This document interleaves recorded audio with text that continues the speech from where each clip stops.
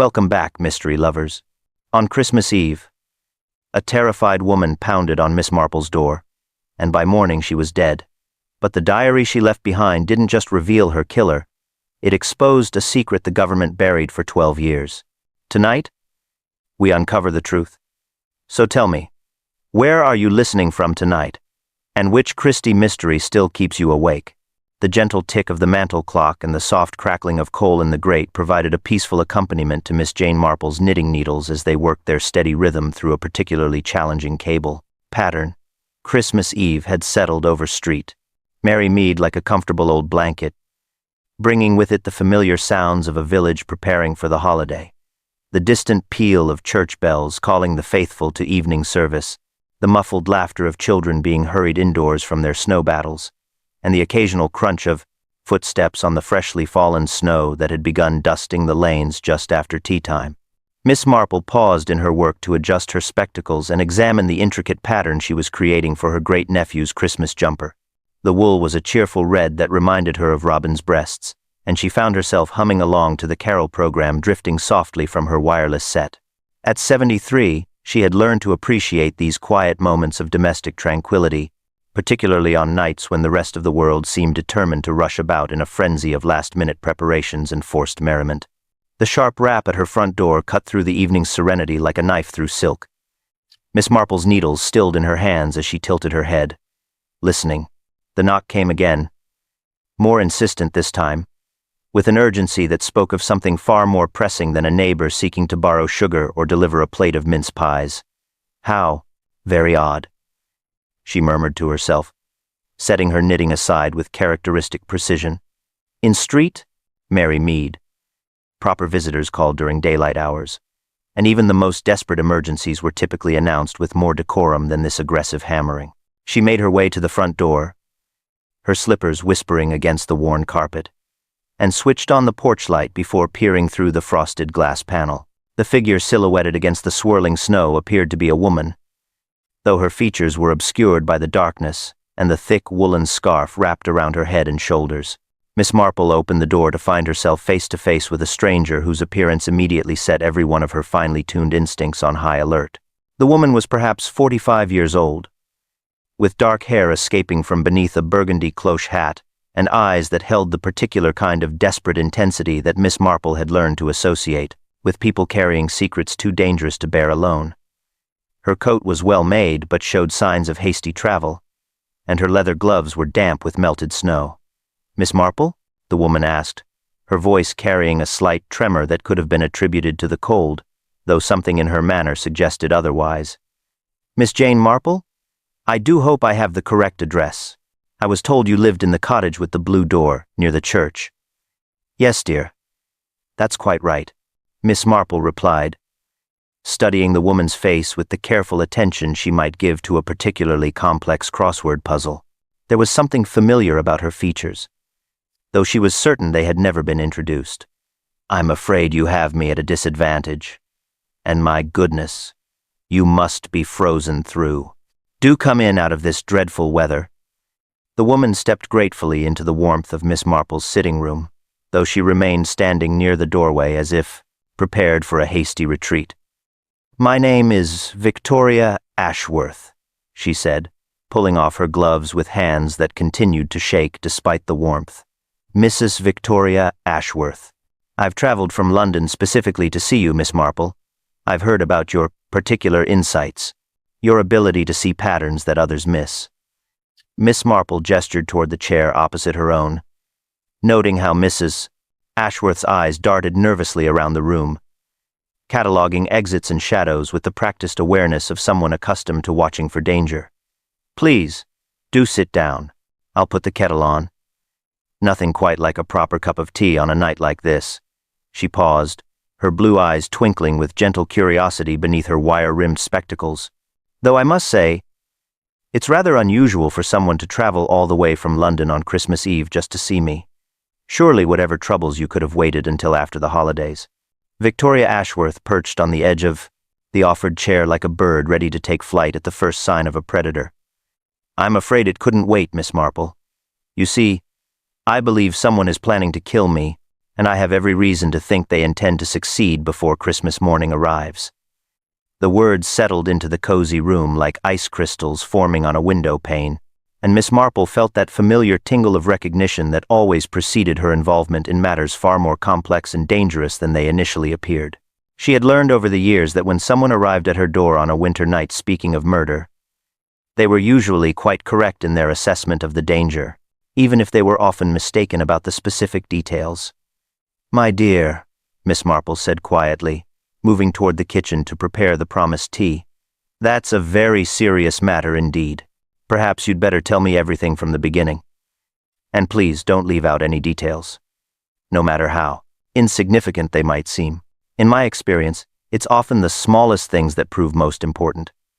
But when Miss Marple returned from the kitchen barely 3 minutes later, with her best china tea service arranged on a silver tray, Victoria Ashworth had vanished.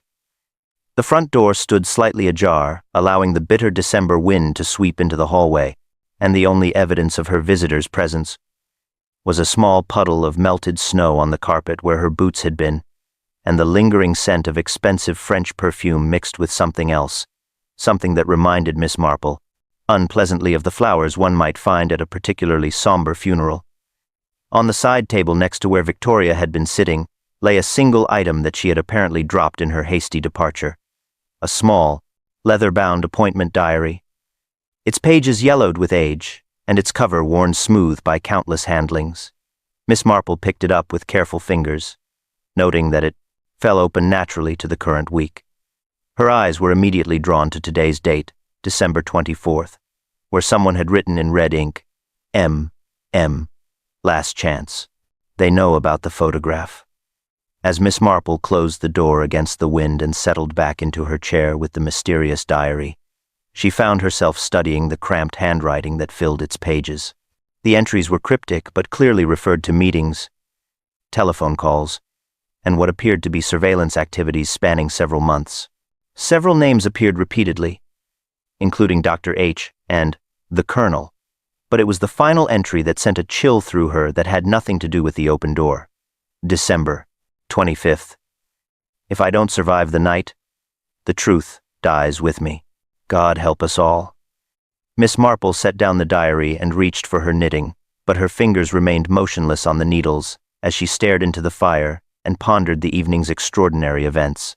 In her many years of observing human nature, she had learned to trust her instincts about people, and every instinct she possessed was now telling her that Victoria Ashworth had not simply changed her mind about seeking help. Something had frightened her away, something immediate and terrifying enough to make her abandon her only hope of protection on the very night she believed her life to be in mortal danger. The clock chimed 10:30, and Miss Marple found herself wondering whether she would ever see Victoria Ashworth again, or if the mysterious woman who had sought her help would become just another casualty in whatever deadly game was unfolding in the shadows of her peaceful village. The thought troubled her more than she cared to admit, and as she finally began to knit again, she couldn't shake the feeling that somewhere in the darkness beyond her frosted windows, a predator was already closing in on its prey. What had frightened Victoria Ashworth so badly that she would flee into the night, rather than accept help from the one person she had traveled so far to find? And what terrible secret lay hidden in that cryptic diary entry about a photograph that someone was willing to kill to protect? Christmas morning dawned with the peculiar brightness that only fresh snow can bring, transforming Street Mary Mead into something resembling a particularly well-arranged Christmas card. Miss Marple had slept poorly, waking several times to listen for sounds in the lane footsteps, perhaps, or the purr of a motor car where none should be. But the village had remained as peaceful as the snow that continued to fall in gentle, persistent flakes. She sat at her breakfast table with Victoria Ashworth's diary open beside her untouched porridge, methodically working her way through its cryptic entries. The leather binding was worn smooth by countless handlings, and the pages fell open naturally to certain dates, as if they had been consulted repeatedly. Miss Marple had learned long ago that, when examining such personal documents, it was often wise to read backwards from the most recent entries, as people tended to reveal more of their true circumstances when they believed they were recording conclusions rather than beginnings. December 20th. Dr. H grows more nervous each day, refuses to discuss the photograph openly, but his hands shake when he thinks I'm not looking. December 18th. the colonel called again. Same threats, same promises. He doesn't realize I've kept copies of everything. December 15th. Followed from the British Museum to Paddington Station. They're not even trying to be subtle anymore. The pattern that emerged was both fascinating and deeply troubling. Victoria Ashworth had clearly been involved in something that had escalated far beyond her control. Something involving medical professionals, military figures, and mysterious photographs that several people seemed desperate to suppress. Miss Marple's fingers traced the careful handwriting, noting how the script became increasingly hurried and erratic as the dates approached Christmas Eve. Her contemplation was interrupted by the sound of voices in the lane outside her cottage. Through the frost-etched window, she could see Mrs. Price Ridley gesturing animatedly to Dr. Haydock, their breath forming small clouds in the crisp air as they spoke in the urgent, hushed tones that village gossip demanded. Miss Marple had lived in Street, Mary Mead long enough to recognize the particular quality of excitement that accompanied the discovery of something genuinely scandalous as opposed to the merely interesting. She was still watching their animated conversation when the sharp rap came at her door, not the desperate hammering of the previous evening, but the measured, official knock of someone bearing grave news. Miss Marple set the diary carefully aside and made her way to the entrance. Already knowing with that peculiar certainty that comes from years of observing human nature that whatever waited beyond her threshold would confirm her worst fears about Victoria Ashworth's fate. Inspector Craddock stood on her doorstep, his usually cheerful countenance grave with the weight of unpleasant duty. Snow dusted the shoulders of his dark overcoat, and his breath formed small puffs in the cold air as he removed his hat with characteristic politeness. Behind him, she could see the dark shape of a police motor car, its presence already drawing curious glances from early churchgoers making their way along the lane. "Miss Marple," he said quietly, his voice carrying the particular tone she had learned to associate with violent death. "I'm afraid I have some rather disturbing news. A woman's body was discovered early this morning in Hangman's Wood, just beyond the north boundary of the village. The circumstances are unusual, and I was hoping you might be able to assist us with the identification." Miss Marple studied his face carefully, noting the way his eyes avoided hers, and the slight tension in his jaw that suggested he was preparing to deliver information he found particularly distressing. "I see, Inspector. And what makes you think I might be able to help with the identification?" Craddock shifted uncomfortably, his gloved hands working the brim of his hat. "The victim appears to be a woman in her 40s, well-dressed, with dark hair. She was wearing a burgundy cloche hat and an expensive wool coat. There was no identification found with the body, but," he paused, meeting her eyes directly for the first time, "Missus Bantry mentioned that you had an unusual visitor last evening. A stranger who arrived late and left rather suddenly." Miss Marple felt the familiar cold certainty settle in her chest, the same sensation she had experienced countless times before when the abstract possibility of violence became concrete reality. Victoria Ashworth had come to her door seeking help, terrified that someone intended to kill her before Christmas. Morning arrived. Now, barely 12 hours later, a woman matching her description lay dead in the woods that bordered their peaceful village. "Yes, Inspector," she said quietly, reaching for her warmest coat. "I believe I can indeed help you with your identification. And I'm very much afraid that what you've discovered is only the beginning of a far more complex and dangerous situation than anyone in Street, Mary Mead, could have imagined.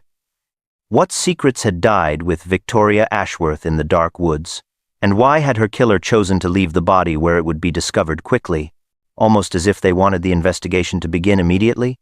The walk to Hangman's Wood felt longer than its actual 15 minutes. The snow crunching beneath their feet in a rhythm that seemed to echo the gravity of their mission. Miss Marple walked steadily beside Inspector Craddock, her walking stick finding purchase in the increasingly deep drifts, while Victoria Ashworth's diary remained, safely tucked in her handbag. The inspector maintained a thoughtful silence, though she could sense his mind working through the implications of what they might discover ahead. Hangman's Wood had earned its ominous name centuries ago, when the local magistrate had used an ancient oak for summary justice, and even now the place retained an atmosphere that seemed to discourage casual visitors. The bare branches created a natural cathedral overhead, their stark silhouettes etched against the gray Christmas morning sky, while the snow had accumulated in heavy drifts that muffled sound and created an almost supernatural quiet. When they reached the small clearing where the body had been discovered, Miss Marple immediately noticed something that set her well-trained instincts on high alert. Victoria Ashworth had not simply fallen where she died, but had been arranged with a deliberate care that spoke of something far more complex than a simple murder. She lay on her back in the center of the clearing, her arms positioned naturally at her sides, her burgundy cloche hat placed with precise attention nearby, and her dark hair spread across the snow in a manner that suggested careful arrangement, rather than the random positioning that violent death typically produced. "This is indeed Mrs. Ashworth," Miss Marple confirmed quietly, studying the pale face that had been so animated with fear just hours earlier. "Though I think, Inspector, that what we're seeing here is not where she died, but rather where someone wanted her to be found." Inspector Craddock crouched beside the body, his trained eye taking in details that confirmed Miss Marple's observation. The snow around Victoria showed signs of disturbance, but not the chaotic patterns one would expect from a struggle. Instead, there were clear indications that she had been moved here from elsewhere, positioned with an almost ceremonial precision that suggested the killer had been making some sort of statement. "No obvious signs of violence on the body itself," Craddock noted, though his voice carried the particular tone that came with years of investigating death. "We'll need Dr. Haydock's examination to determine the exact cause, but the positioning suggests our killer wanted to ensure she would be discovered quickly and in a specific manner." Miss Marple's sharp eyes continued to scan the scene, noting details that might escape less experienced observers. The expensive wool coat showed no tears or stains that would indicate a struggle, and Victoria's leather gloves remained perfectly positioned on her hands. Most significantly, her facial expression suggested surprise rather than terror, indicating that death had come from someone she had trusted enough to meet in this isolated location. As they conducted their examination, the sound of approaching footsteps announced the arrival of Dr. Haydock, his medical bag in hand and his usually cheerful demeanor replaced by professional gravity. Behind him followed Constable Pauk, whose ruddy complexion had taken on a distinctly pale cast at the prospect of dealing with violent death in their peaceful village. "Miss Marple, Doctor," Haydock nodded respectfully as he approached. "I understand. You knew the deceased. Mrs. Bantry mentioned you'd had an unusual visitor last evening." He knelt beside the body with practiced efficiency, beginning his preliminary examination while maintaining the measured tone of someone accustomed to discussing death in clinical terms. While the doctor worked, Miss Marple noticed something partially concealed beneath a light dusting of snow near Victoria's feet. "Inspector," she said quietly, pointing toward the object with her walking stick, "I believe there may be something else of interest here." Craddock carefully brushed away the snow to reveal a small leather purse, expensive but showing signs of having been hastily searched. The contents had been scattered and then roughly replaced, suggesting that someone had been looking for something specific. Most intriguingly, tucked into a side compartment was a folded piece of paper bearing a single line written in Victoria's careful handwriting. "The photograph is with MM. Insurance against the worst." Miss Marple felt that familiar tingle of recognition as she studied the note. Victoria had clearly been playing a more complex game than her frightened demeanor had suggested, and the reference to using the mysterious photograph as insurance indicated that she had understood the deadly nature of the forces arrayed against her. By the time they returned to Miss Marple's cottage, word of the discovery had begun to spread through Street Mary Mead with the particular efficiency that only village gossip could achieve. Mrs.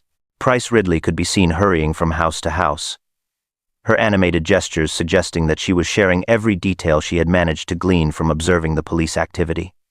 The peaceful Christmas morning had been transformed into something far more sinister, and Miss Marple could already sense the undercurrent of speculation and suspicion that would soon permeate every conversation in the village. Seated once again in her comfortable sitting room, with Victoria's diary spread open between them, Inspector Craddock studied the cryptic entries with growing concern. These references to Dr. H. Trim and the Colonel suggest connections that extend far beyond our village, Miss Marple. And this business about a photograph that multiple people seem desperate to suppress. It's clear that Mrs. Ashworth was involved in something much larger and more dangerous than a simple blackmail scheme. Miss Marple poured tea with her usual precision, though her mind was working through the implications of what they had discovered. The note found in Victoria's purse suggested that the mysterious photograph was somehow connected to her, yet she had no memory of receiving any such item during their brief encounter. The puzzle was becoming more complex by the hour, and she suspected that the truth, when it finally emerged, would prove far more shocking than anyone in Street Mary Mead could possibly imagine. What had Victoria Ashworth meant by claiming the photograph was with MM, when Miss Marple had no knowledge of receiving any such item? And why had someone been willing to commit murder on Christmas Eve to prevent whatever secrets that image contained from coming to light? Inspector Craddock set down his teacup with a slight clink that seemed unusually loud in the quiet sitting room. Miss Marple, you're absolutely certain Mrs. Ashworth didn't give you anything? No envelope, no package, nothing she might have slipped to you without your immediately noticing? Miss Marple's knitting needles paused in their steady rhythm as she considered the question with characteristic thoroughness. Inspector, when one reaches my age, one becomes quite particular about keeping track of one's possessions. No, she gave me nothing tangible. However, she added, her blue eyes taking on that particular brightness that Inspector Craddock had learned to associate with significant insights, that doesn't mean she didn't intend to do so.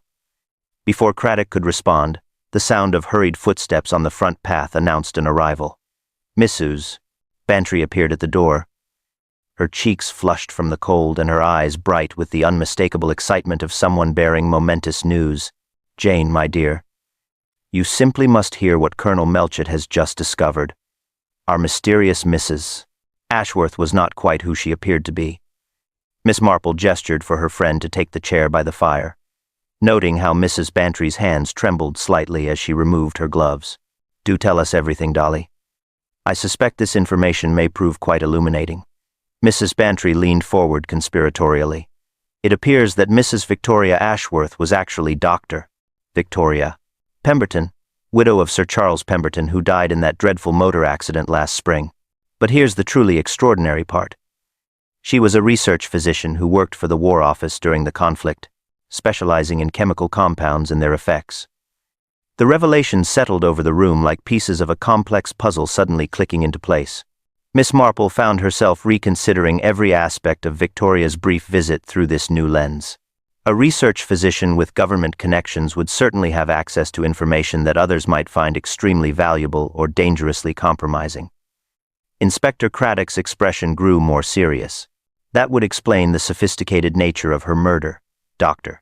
Haydock's preliminary examination suggests she was killed by poison, something that would require considerable medical knowledge to administer effectively without leaving obvious traces. As if summoned by the mention of his name, Dr. Haydock arrived at the cottage, his medical bag in hand and his usually cheerful demeanor replaced by professional gravity. I've completed my examination, he announced without preamble. Mrs. Pemberton was definitely poisoned, though we'll need laboratory analysis to determine the specific substance. What's particularly troubling is that this suggests someone with extensive pharmaceutical knowledge. Miss Marple set aside her knitting and moved to the window, gazing out at the village where Christmas afternoon was proceeding with deceptive normalcy.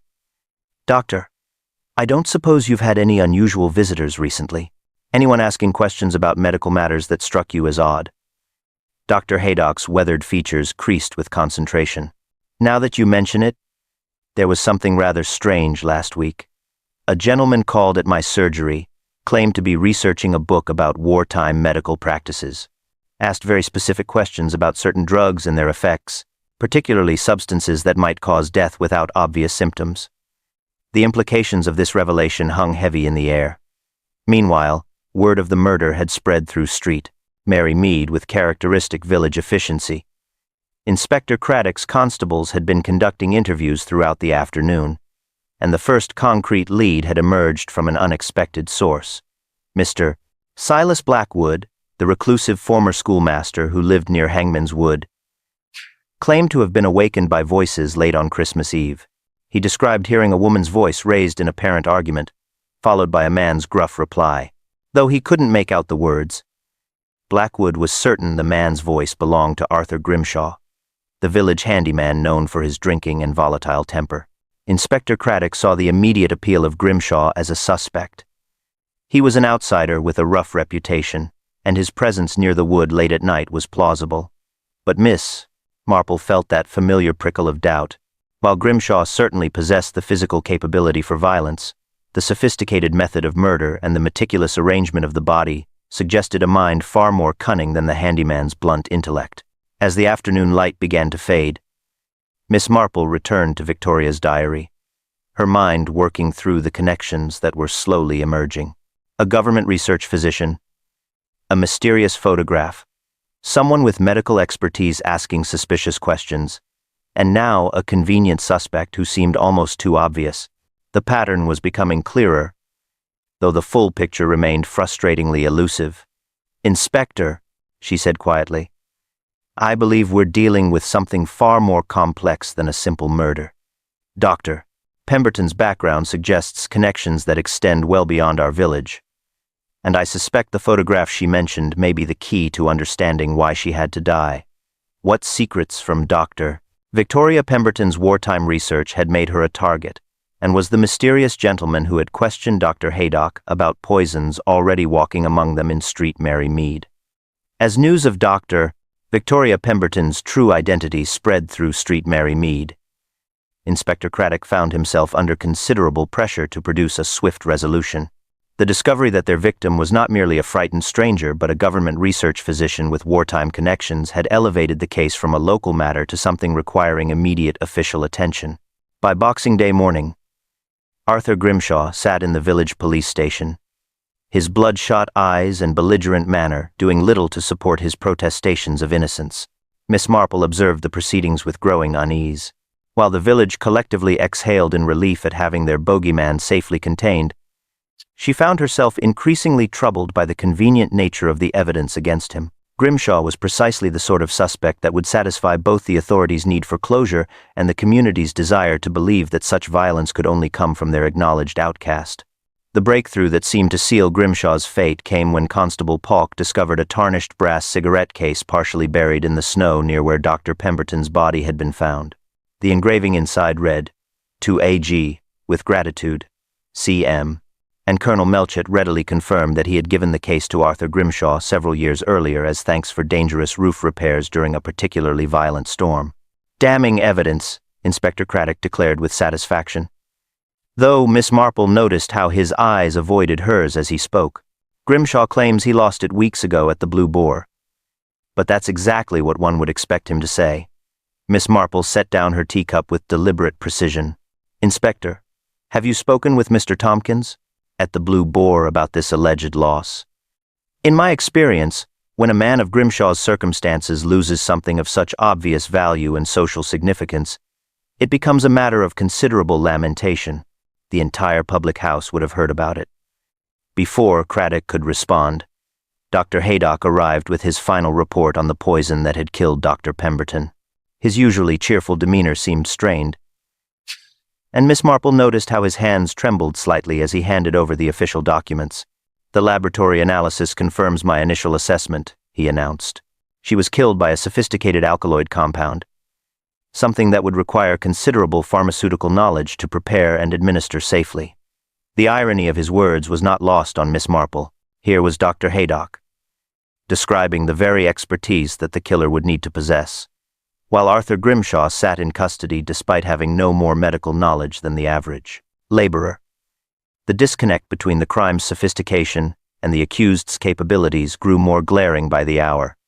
Mrs. Bantry, who had been following the investigation with the avid attention of someone attending a particularly engaging theatrical performance, suddenly spoke up. "Dr. Haydock, what became of that mysterious gentleman who was asking you questions about poisons? Surely he's a more likely suspect than poor Grimshaw, whatever his other faults might be." Dr. Haydock's face went pale, and he fumbled with his medical bag in a manner that struck Miss Marple as distinctly nervous. "I've told Inspector Craddock everything I can remember about him. A well-dressed stranger, claimed to be researching a book about wartime medical practices. Asked very specific questions about substances that could cause death without obvious symptoms." Miss Marple studied the doctor's face carefully, noting the slight tic that had developed near his left eye and the way he avoided direct eye contact when discussing the mysterious visitor. "Doctor, you mentioned he claimed to be staying at the Crown in Much Benham, but when you inquired later, they had no record of such a guest. Did it not strike you as odd that someone would lie about such an easily verified detail?" "Well, yes. Rather, Dr. Haydock replied, his voice taking on a defensive tone. "But writers can be eccentric about their privacy, can't they? I didn't think much of it at the time."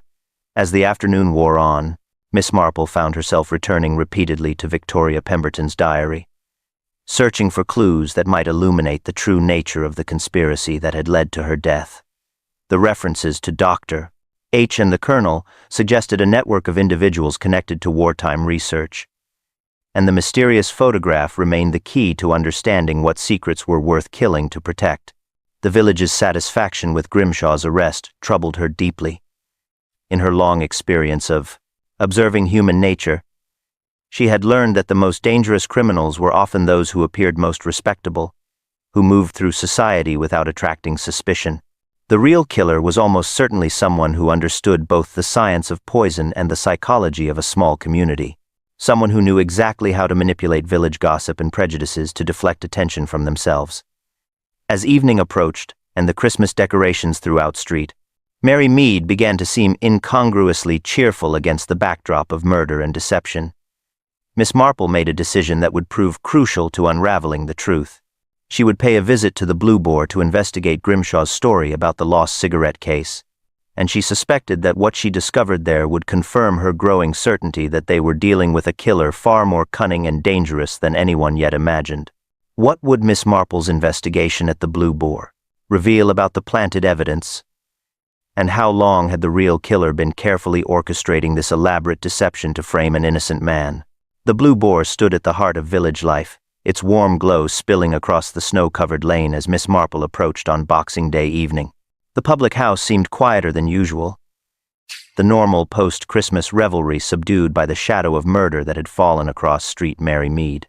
She pushed through the heavy oak door, noting how conversations faltered slightly at her unexpected appearance. Mr.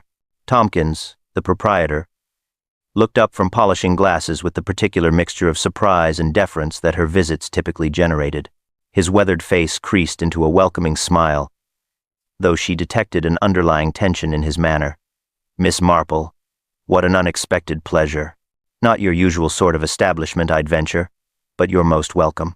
Miss Marple settled herself at a small table near the fireplace, her keen eyes taking in the familiar faces of local patrons who were trying not to appear too interested in her presence. "Mr. Tompkins, I was hoping you might help me with a rather delicate matter regarding Mr. Grimshaw. I understand he's been a regular patron of yours for many years." The publican's expression grew cautious, as befitted a man who had learned the wisdom of discretion when discussing his customers. "Aye, that's true enough. Poor soul's been coming here since his wife passed. Drinks more than he should, but he's never been truly troublesome." Miss Marple leaned forward slightly, her voice taking on the gentle, encouraging tone that had proven so effective over the years. "I'm particularly interested in whether he might have lost something recently. A cigarette case, perhaps? Something that would have caused him considerable distress?" Tompkins' face immediately brightened with recognition. "Oh, that blessed cigarette case. You'd have thought he'd lost the crown jewels, the way he carried on about it. Must have been 3 weeks ago now. Maybe 4. Had the whole place in an uproar, he did. Crawling about on hands and knees, checking under every table and bench." Miss Marple felt that familiar tingle of vindication. "And you're quite certain it was never found? He didn't perhaps discover it later, tucked away somewhere?" "Not a chance," Tompkins replied firmly. "Arthur was back here the very next evening, still lamenting about it. Said it was the only valuable thing he'd ever owned, a gift from Colonel Melchett himself. Kept saying he couldn't understand how it had just vanished into thin air." The implications were profound. If Grimshaw had indeed lost the cigarette case weeks earlier, then its appearance near Dr. Pemberton's body represented not evidence of guilt, but proof of an elaborate deception.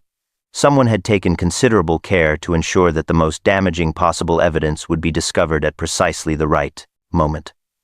As Miss Marple pondered these revelations, the door opened to admit Dr. Haydock, stamping snow from his boots and unwinding his scarf. His appearance struck her as remarkably coincidental, especially given his obvious nervousness during their earlier conversation about the mysterious gentleman who had questioned him about poisons. "Dr. Haydock," she called out pleasantly. "What a surprise to encounter you here. I don't believe I've seen you at the Blue Boar before." The doctor's reaction was immediate and telling. His face flushed, and he fumbled with his medical bag in a manner that suggested acute discomfort. "Miss Marple." "Yes. Well, I was just visiting a patient in Much Benham and thought I'd stop for a warming drink." Miss Marple studied his face with careful attention. Dr. Haydock had been practicing in the area for over 20 years, and she knew his patient visits rarely extended this far from the village, particularly not on Boxing Day evening. Mr. Tompkins, meanwhile, had grown visibly uncomfortable with the doctor's presence, making no move to serve him while busying himself with unnecessary tasks behind the bar. Their conversation was interrupted by the arrival of Inspector Craddock, who appeared at Miss Marple's table with an official-looking envelope in his hand. "This arrived by special post from London," he said quietly. "From the War Office. It seems Dr. Pemberton was under discreet observation prior to her death. They suspected she possessed sensitive material related to wartime experiments, particularly a photograph taken in 1943 at a restricted facility." Miss Marple accepted the document, her mind working through the connections that were rapidly becoming clear. A government research physician, a mysterious photograph, planted evidence, and now Dr. Haydock's suspicious behavior at the very establishment where the evidence had originated. The pattern suggested a conspiracy far more sophisticated than a simple village murder. As they prepared to leave the Blue Boar, Miss Marple found herself recalling the faint scent of unfamiliar cologne that had lingered in her hallway the morning after Victoria's disappearance. Someone had been confident enough to search her cottage while she slept, looking for the photograph that Victoria had claimed was with M.M. The realization sent a chill through her that had nothing to do with the winter cold. Who had dared to enter Miss Marple's home under cover of darkness?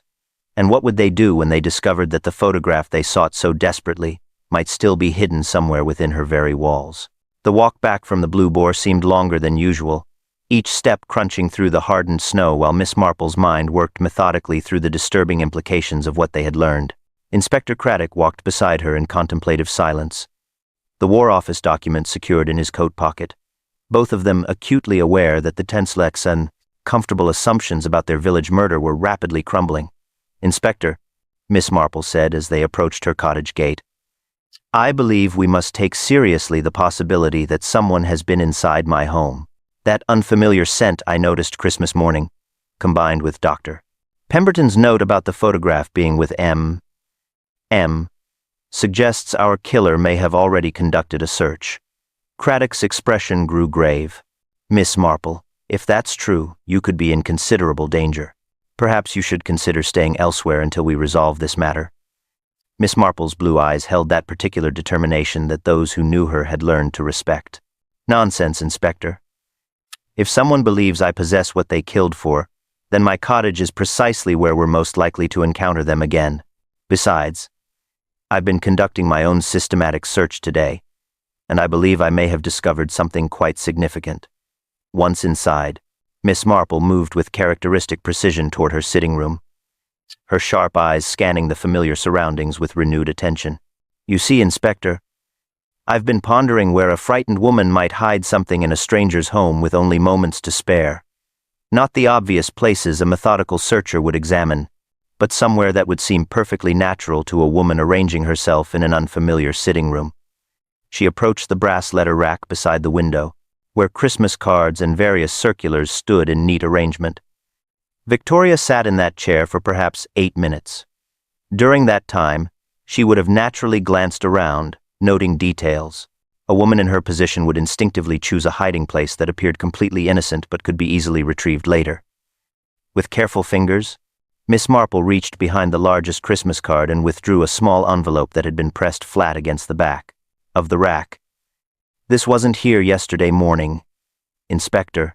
Someone placed it after Dr. Pemberton's visit, but before her death, and notice the faint creases along the edge. This envelope has been opened and resealed. Inspector Craddock accepted the envelope with hands that trembled slightly, recognizing the profound significance of their discovery. Inside was a black and white photograph, clearly taken during wartime, showing a group of uniformed men and one woman standing before a long, low building with distinctive architectural features. Good heavens, Craddock breathed, studying the image intently. That's unmistakably Colonel Melchett, though much younger. And unless I'm greatly mistaken, that's Dr. Haydock standing beside him. The building in the background has those characteristic chimneys. This looks like it was taken at a government research facility. Miss Marple examined the photograph with meticulous attention, her trained eye noting details that might escape casual observation. Notice the date stamped in the corner. Inspector, August 1943. And observe the woman at the center of the group, a younger Dr. Victoria Pemberton. This appears to document their involvement in wartime chemical research, possibly at Portondown itself. The implications were staggering. Both Colonel Melchett and Dr. Haydock had concealed their wartime connection to chemical weapons research, and Dr. Pemberton had possessed photographic evidence of their involvement. The mysterious gentleman who had questioned Dr. Haydock about poison suddenly took on entirely different significance. Perhaps not a stranger at all, but someone intimately connected to the secrets this photograph contained. Inspector, Miss Marple said quietly, I believe someone has already found and examined this photograph, then carefully replaced it. That suggests they either copied it or determined it wasn't immediately dangerous to them. But Dr. Pemberton's murder indicates they ultimately decided even its existence was too great a risk. Their analysis was interrupted by news from the village. Arthur Grimshaw had confessed to the murder, claiming drunken violence and panic-driven concealment of the body. The authorities were preparing to close the case with evident relief. Miss Marple studied the photograph once more, her mind working through the connections that were becoming increasingly clear. Inspector, Mr. Grimshaw's confession may satisfy those eager to resolve this matter quickly, but it fails to explain the sophisticated poison, the planted evidence, or the systematic search of my cottage. The real killer remains free, and I suspect they're watching our every move, waiting for the right moment to retrieve what they believe I still possess. What desperate wartime secret had driven respected members of their community to commit murder, and how many more lives were at risk as the carefully constructed conspiracy began to unravel around them? Inspector? Craddock arrived at Miss Marple's cottage early the following morning, his expression bearing the particular gravity that accompanied the discovery of unwelcome truths. Snow continued to fall steadily outside, muffling the sounds of the village and creating an atmosphere of isolation that seemed to emphasize the weight of their investigation. He settled into the familiar chair opposite Miss Marple, accepting her offer of tea while organizing the documents he had brought with him. Miss Marple, he began without preamble, I've received disturbing news from London. The War Office has no record of sending any document about Dr. Pemberton, and the letterhead on that official communication appears to be a sophisticated forgery. Someone has been manipulating our investigation from the very beginning, leading us precisely where they wanted us to go. Miss Marple's knitting needles paused in their steady rhythm as she absorbed this revelation. The implications were profound and troubling, suggesting a level of premeditation and sophistication that extended far beyond a simple village murder. Inspector, that indicates our killer possesses not only medical expertise but also access to official materials and the ability to create convincing forgeries. We're dealing with someone who has been planning this deception for considerably longer than we initially realized. She set her knitting aside and moved to the window, gazing out at the peaceful village scene that concealed such dark currents beneath its surface. In my experience, Inspector, when someone goes to such elaborate lengths to control an investigation, they're protecting secrets that extend far beyond a single crime. The photograph we discovered represents only a small piece of a much larger and more dangerous puzzle. Their conversation was interrupted by Mrs. Bantry's arrival, her cheeks flushed from the cold, and her eyes bright with the particular excitement that accompanied the discovery of significant gossip. Jane, you simply must hear what I observed this morning. I was visiting Mrs. Price Ridley when Dr. Haydock arrived to attend to her arthritis. While he was examining her, His medical bag fell open, and I couldn't help but notice the most extraordinary collection of chemical bottles, far more sophisticated than anything one would expect a village doctor to require for routine practice. Miss Marple exchanged a meaningful glance with Inspector Craddock, both recognizing the significance of this observation. "Dolly, did you happen to notice the labels on these bottles? Anything that struck you as particularly unusual for treating common village ailments?" Mrs. Bantry nodded vigorously, clearly pleased to have discovered something of importance. Several had foreign names I couldn't pronounce, but one was clearly marked as some sort of alkaloid compound. When I mentioned it seemed rather exotic for treating everyday conditions, Dr.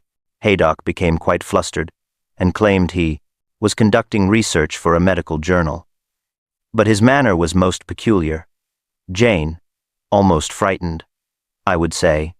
The pattern was becoming unmistakable, each new piece of evidence fitting into a larger picture of deception and calculated murder. Miss Marple returned to her chair, her mind working methodically through the connections that were finally becoming clear. "Inspector, I believe we need to understand the historical context that drives Dr. Haydock's desperation. The photograph suggests involvement in wartime chemical research, but that alone wouldn't necessarily compel a respected physician to commit murder decades later." She moved to her writing desk and withdrew a sheet of paper covered with her careful handwriting, the result of hours spent researching the dates and locations referenced in Dr. Pemberton's diary. "I've been investigating the specific time and place shown in that photograph. In August 1943, there was a catastrophic accident at a government research facility. An experimental chemical compound was accidentally released, killing 17 civilians in a nearby village. The incident was immediately classified, the families quietly compensated, and all official records sealed under the Official Secrets Act." Inspector Craddock felt the full weight of this revelation settle over him like a physical presence. "You're suggesting that Dr. Haydock and Colonel Melchett were directly involved in developing the compound that caused those deaths, and Dr. Pemberton possessed photographic evidence of their responsibility." Miss Marple nodded gravely, her blue eyes reflecting the seriousness of their discovery. "More than that, Inspector, I believe Dr. Pemberton wasn't simply attempting blackmail, but was conducting a systematic investigation into what she considered war crimes that had been concealed for over a decade. Her research into wartime medical practices wasn't academic curiosity. Those 17 innocent deaths. The implications extended far beyond their village murder, touching on issues of government secrecy, moral responsibility, and the lengths to which people would go to protect reputations built on buried shame. Miss Marple understood that they were dealing with men who had lived for years with the knowledge of their role in civilian deaths. Men who had built respectable lives while carrying the weight of terrible secrets.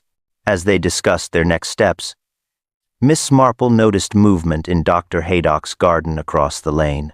Despite the early hour and continuing snowfall, the doctor could be seen loading what appeared to be a large suitcase into his motor car, his movements hurried and furtive.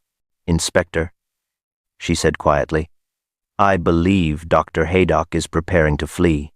A man of his intelligence would realize that Arthur Grimshaw's confession won't withstand serious scrutiny, particularly now that we've discovered the photograph and begun asking the right questions." The urgency of their situation became apparent as they watched Dr. Haydock's preparations for departure. Whatever final arrangements he was making, time was running short for justice to be served not only for Dr. Victoria Pemberton, but for the 17 civilians whose deaths in 1943 had been covered up by official secrecy and personal cowardice. Miss Marple's expression took on that particular determination that those who knew her had learned to recognize and respect. "Inspector, I believe it's time for a more direct approach. Dr. Haydock's guilt is written in every nervous gesture, every furtive glance, every desperate preparation for flight, but we need him to reveal the full extent of the conspiracy, including Colonel Melchett's role and the exact nature of the wartime incident that has driven him to murder. Would they be able to prevent Dr. Haydock's escape and force him to confront the decades-old crimes that had finally caught up with him? Or would the truth about the 17 innocent victims remain buried forever beneath the respectable facade of village life? Inspector Craddock was already reaching for his coat when Miss Marple placed a gentle but firm hand on his arm. "Inspector, if we simply arrest Dr. Haydock now, we may never learn the full truth about Colonel Melchett's involvement or discover whether there are others complicit in this decades-old cover-up. A man of Dr. Haydock's intelligence and desperation requires a more delicate approach." Her blue eyes held that particular gleam that Inspector Craddock had learned to associate with her most brilliant deductions. Through the frosted window, they could see Dr. Haydock continuing his hurried preparations, loading what appeared to be important documents into his motor car alongside his luggage. His movements carried the frantic energy of a man who believed escape was still possible. "Dr. Haydock believes he has successfully manipulated our investigation," Miss Marple continued thoughtfully. "Arthur Grimshaw's confession should have provided him with perfect cover, yet his behavior suggests he knows the photograph represents ongoing danger. What if we were to let him think he has one final opportunity to retrieve what he believes to be the only remaining evidence?" Miss Marple moved to her telephone with characteristic precision, her mind already formulating the psychological strategy required to dismantle a man's carefully constructed facade. When Dr. Haydock answered, his voice carried the strained quality of a man operating under extreme stress, though he was clearly attempting to maintain his usual professional demeanor. "Doctor," she said in her most innocent tone, "I wonder if you might call round this afternoon. I've been experiencing some concerning symptoms since all this dreadful business with poor Mrs. Ashworth, and I'd value your professional opinion. Perhaps around 3 o'clock, if that's convenient." The silence on the other end of the line stretched long enough to confirm Miss Marple's suspicions about his state of mind. She could almost hear his thoughts working through the implications. A medical visit would provide perfect cover for searching her cottage one final time, and an elderly woman's health concerns would seem perfectly natural given recent events. "Of course, Miss Marple," he finally replied, his voice holding a forced cheerfulness that didn't quite conceal his underlying desperation. "I'll be delighted to examine you. I have some urgent calls to make first, but I can certainly fit you in before evening." After ending the call, Miss Marple turned to Inspector Craddock with an expression of quiet satisfaction. "Dr. Haydock will come, Inspector, because he cannot resist the opportunity to search my cottage one final time. He knows that Victoria Pemberton claimed the photograph was with M.M., and his previous nocturnal search was clearly unsuccessful." The hours until 3 o'clock passed, with deliberate preparation. Miss Marple arranged her sitting room with meticulous care, positioning the photograph and Dr. Pemberton's diary where they would be clearly visible to anyone entering the room, appearing as though they had been carelessly left out rather than deliberately displayed. Inspector Craddock concealed himself in the kitchen, positioned where he could observe the sitting room while remaining hidden from view. At precisely 3 o'clock, Dr. Haydock's familiar knock echoed through the cottage. Miss Marple opened the door to find him standing on her threshold with his medical bag, his usual cheerful demeanor noticeably strained. Despite his attempts at normalcy, she immediately noticed how his eyes began scanning the hallway and sitting room beyond, confirming her suspicions about his true purpose. "Dr. Haydock," she greeted him warmly. "How kind of you to come so promptly. I do hope I'm not keeping you from more pressing matters, particularly with poor Mr. Grimshaw's situation resolved." As she led him into the sitting room, Miss Marple watched his reaction to the carefully positioned evidence with intense interest. His face went pale when he spotted the photograph lying openly on the side table, and his hands began to tremble as he recognized the diary beside it. The medical bag in his grip seemed to become heavier, and she noticed how his eyes kept returning to the incriminating documents with the fascinated horror of a man seeing his own destruction laid out before him. "Now then, Doctor," Miss Marple said pleasantly, settling into her chair as if completely unaware of his distress. "Before we discuss my health concerns, I must thank you for your assistance with this terrible business. Though I confess, I've been having the most peculiar thoughts since Christmas Eve. Dreams, really. About wartime research facilities and chemical accidents. Quite specific dreams about 17 innocent people who died because of experiments that perhaps should never have been conducted." Dr. Haydock's composure cracked visibly. His medical bag slipped from nerveless fingers, landing with a soft thud on the carpet, and his face took on the grayish pallor of a man confronting his worst nightmare made manifest. I'm I'm not sure what you mean, Miss Marple. Perhaps these dreams are simply a reaction to recent stress. Oh, but they're so very detailed, Doctor. Miss Marple continued with gentle persistence. Dreams about August 1943, about a government facility, about a photograph showing researchers who later built very respectable lives while 17 families grieved in silence. Dreams about a young woman named Victoria Pemberton who believed the dead deserved truth more than the living deserved comfort. The transformation in Dr. Haydock was complete and devastating. Years of carefully maintained respectability fell away like a discarded mask, revealing the frightened, guilt-ridden man beneath. His shoulders sagged, his hands shook uncontrollably, and when he finally spoke, his voice was barely above a whisper. She wouldn't listen, he said, the words seeming to tear themselves from his throat. Victoria wouldn't listen to reason. She was going to destroy everything. Not just my career, but Colonel Melchett's reputation, the stability of this entire community. All for the sake of people who died over a decade ago. People whose deaths couldn't be undone no matter how much truth she exposed. Miss Marple's expression remained gentle but implacable. And so you decided that one more death would be acceptable to keep the others quiet? Dr. Haydock collapsed into the nearest chair, his face buried in his hands. It wasn't supposed to happen that way. I only meant to incapacitate her temporarily. The compound I prepared should have produced nothing more than confusion, weakness, enough to delay her, keep her here where I could convince her to see reason. But she was more fragile than I, calculated, her heart already strained by travel and fear. The confession poured out now, a torrent of guilt and justification that had been building for years. By the time I realized what was happening, it was too late. She was dying, and I couldn't save her, couldn't explain it without revealing everything. So I moved her to the wood, arranged things to look like violence, planted Arthur's cigarette case. Inspector Craddock emerged from his concealment, his face grim with the weight of what he had witnessed. Dr. Haydock, you are under arrest for the murder of Dr. Victoria Pemberton. But as the handcuffs clicked into place, Miss Marple found herself studying the broken man before her with a mixture of pity and unease. Something in his confession troubled her deeply, a sense that crucial pieces of the puzzle remained hidden beneath his desperate admissions. Had Dr. Haydock truly acted alone in his decades-long cover-up, or was there still one final betrayal waiting to emerge from the shadows of wartime secrets and carefully buried guilt? As Inspector Craddock's motorcar disappeared into the gathering dusk with Dr. Haydock, Miss Marple remained in her sitting room, her knitting needles still in her hands but motionless. The confession had been thorough, even heartbreaking in its self-condemnation, yet something fundamental troubled her about its completeness. In her long experience of observing human nature, she had learned that when people confessed to terrible acts, they rarely invented limitations to their guilt. They did not typically insist that murder had been intended as mere incapacitation when the full weight of culpability would be easier to bear. She moved to the window, gazing out at the snow-covered village where lamplight was beginning to twinkle in cottage windows. Dr.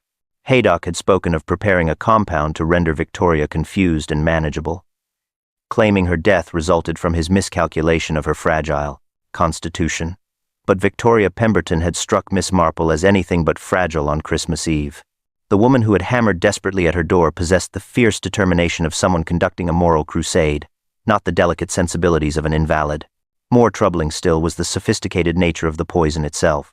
The laboratory analysis had revealed a precise alkaloid compound, administered in exactly the quantity needed to cause swift death without obvious symptoms.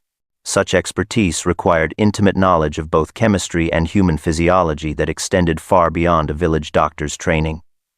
Dr. Haydock was competent in treating common ailments, certainly, but the murder weapon suggested someone with extensive experience in chemical warfare research. Miss Marple's contemplation was interrupted by the sound of approaching footsteps, measured and authoritative. Through the frosted glass, she recognized the familiar silhouette of Colonel Melchett, his military bearing evident even in civilian dress.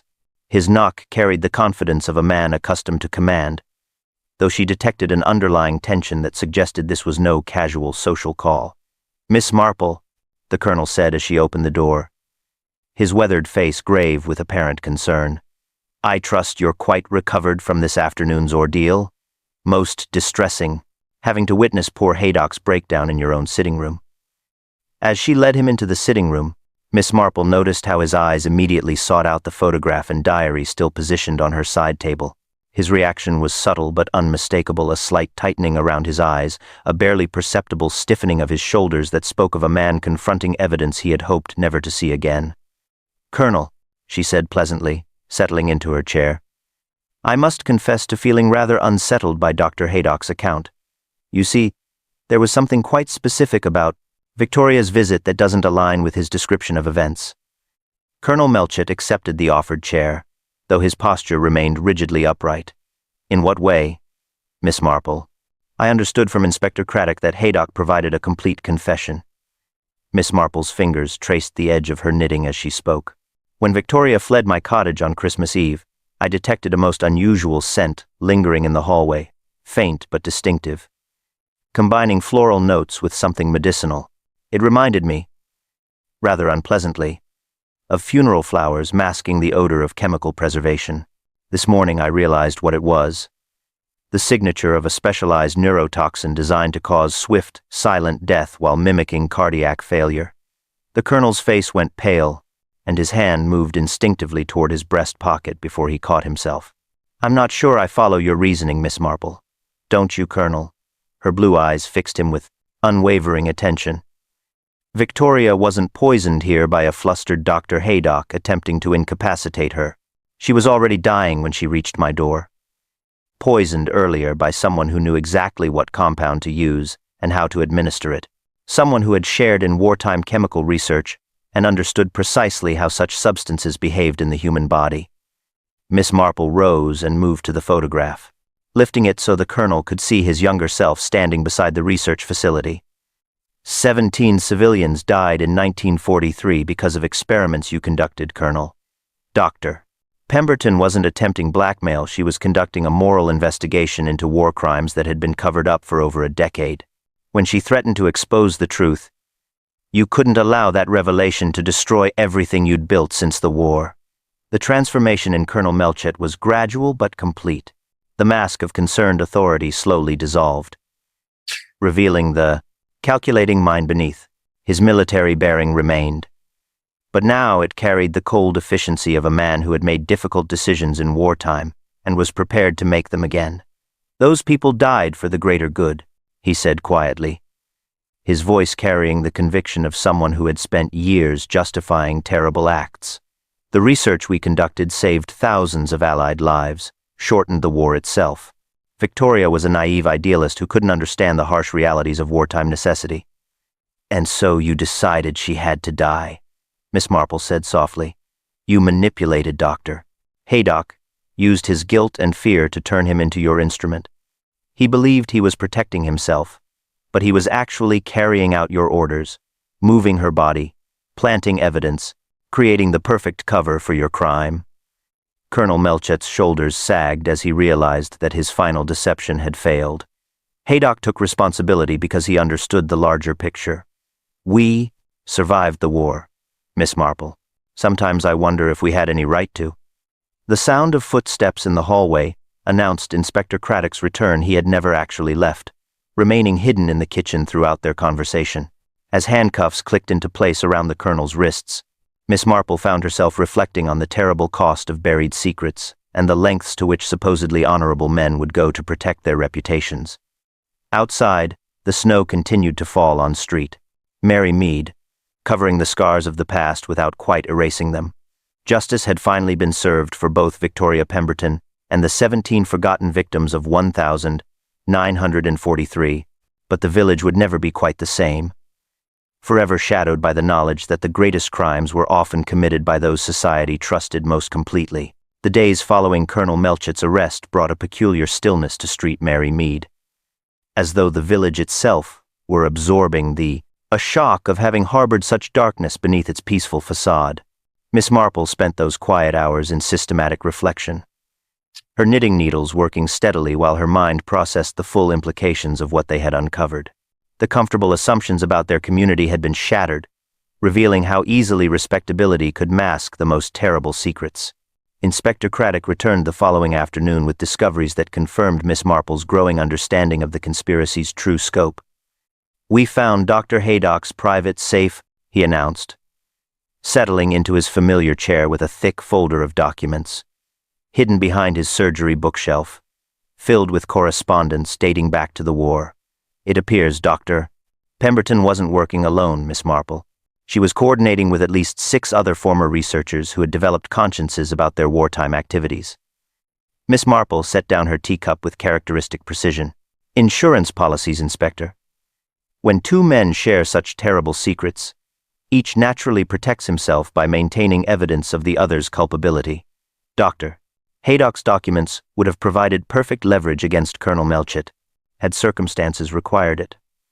The papers revealed a systematic pattern of cover-ups extending far beyond the single 1,943 incident. Multiple experimental failures had resulted in civilian casualties, each quietly buried beneath official secrecy, while the researchers continued their careers with unblemished reputations. Victoria Pemberton had been building a comprehensive case for public disclosure, threatening to expose decades of carefully maintained deception. The psychological sophistication of Colonel Melchett's plan becomes clearer now, Miss Marple observed, studying the correspondence between the researchers. By eliminating their coordinator and framing Arthur Grimshaw, he hoped to send a message to the others that speaking out would only lead to tragedy and false accusations. He understood that fear would accomplish what threats alone could not. Mrs. Bantry arrived with news that 3 of the researchers mentioned in the correspondence had contacted authorities within hours of learning about the arrests. "They're saying they were too frightened to come forward before," she reported breathlessly. "Colonel Melchett's reputation. His connections, they believed he could destroy them if they spoke out." Miss Marple nodded thoughtfully. The Colonel's greatest miscalculation was assuming that Victoria's death would end the investigation rather than accelerate it. By murdering the one person coordinating the disclosure effort, he actually created the catalyst that would bring everything into the open. The afternoon brought Arthur Grimshaw to her door. Cap in hand and eyes bright with gratitude, he struggled to express. "They're saying as how you set 'em straight, miss," he muttered awkwardly. "About believing me when nobody else did." Miss Marple studied his weathered face with gentle directness. "You are not a good man in all things, Mr. Grimshaw. You've been hard on others when drink and temper took you. But you did not kill that poor woman, and you did not deserve to hang for another man's crime. If you mean to thank me, you may do so best by being kinder in your remaining years." After he left, Miss Marple returned to her systematic analysis of how the deception had been constructed. "The key, Inspector, lay in recognizing that Victoria was already dying when she reached my door. The faint scent of neurotoxin I detected indicated she had been poisoned earlier by someone she trusted enough to accept a fatal drink. Colonel Melchett's expertise in chemical warfare, combined with his understanding of village prejudices, allowed him to orchestrate every detail from the sophisticated poison to the planted cigarette case to Dr. Haydock's psychological manipulation. A senior War Office official arrived that evening, his presence casting shadows over the peaceful winter scene. His consultation with Inspector Craddock lasted 2 hours, and when he departed, the inspector's expression carried the weight of someone who had glimpsed institutional corruption extending far beyond their village murder. "What we've uncovered here represents only the tip of a much larger iceberg," Craddock reported quietly. "Dozens of similar incidents were concealed during and after the war, all protected by the same network of secrecy that shielded our colonel and doctor." Miss Marple smiled sadly, her blue eyes reflecting years of observing human nature at its worst, and occasionally, its best. "Power protects itself, Inspector, often at terrible cost to those who have no voice in the matter. Victoria Pemberton died because she refused to accept that some truths are too dangerous to speak, but her death may ultimately serve the cause she died for." As evening approached and Christmas, decorations throughout the village began to seem incongruously cheerful against their backdrop of exposed corruption. Miss Marple found herself contemplating the patterns that governed human behavior. Men like Colonel Melchett didn't set out to become villains. They began by convincing themselves that their importance justified whatever harm they caused in its name.